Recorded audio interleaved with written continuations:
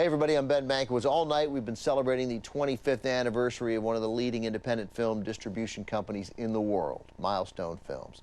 The company has re-released cinematic masterpieces like Lottie Reiniger's The Adventures of Prince Ahmed, Charles Burnett's Killer of Sheep, Mikhail Kalatozov's I Am Cuba, which we showed earlier tonight, and so many more.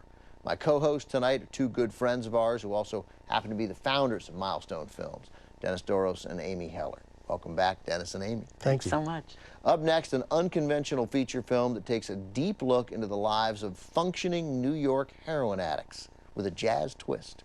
From 1962, directed by Shirley Clarke, it's The Connection.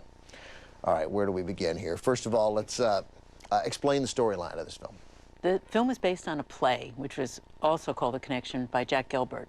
And it's, in the film version, it's a New York loft where a bunch of addicts are sitting around waiting for their connection to show up with heroin.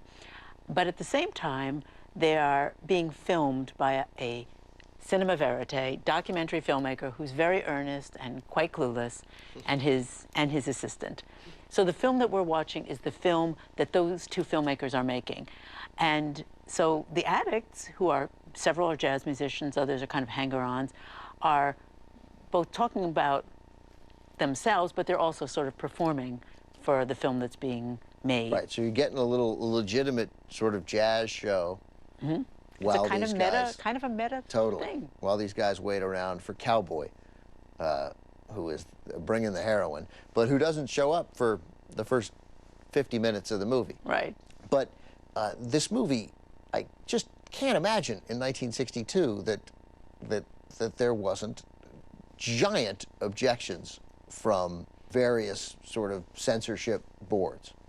There was. Yeah, it was really interesting because the play didn't face censors, but it was attacked unmercifully by the critics as degenerate and disgusting and how horrible, and that this is really happening on stage, the play within the play. In the play, obviously, there wasn't a movie component of the play. It was just guys, writing a... They were casting a play. They were casting a play. They were casting a play, and they were casting a play about junkies. So it was, again, that meta thing. Yeah. And I think they adapted it brilliantly when they made the movie. Surely. So the New York Board of Regents, they had to sign off on this film, on Shirley Clarke's film, and they did not, and required that she change some things. And instead of changing some things to get her movie made, she thought, no, I'll do nothing you say, which makes me love her. I would say she was a New Yorker.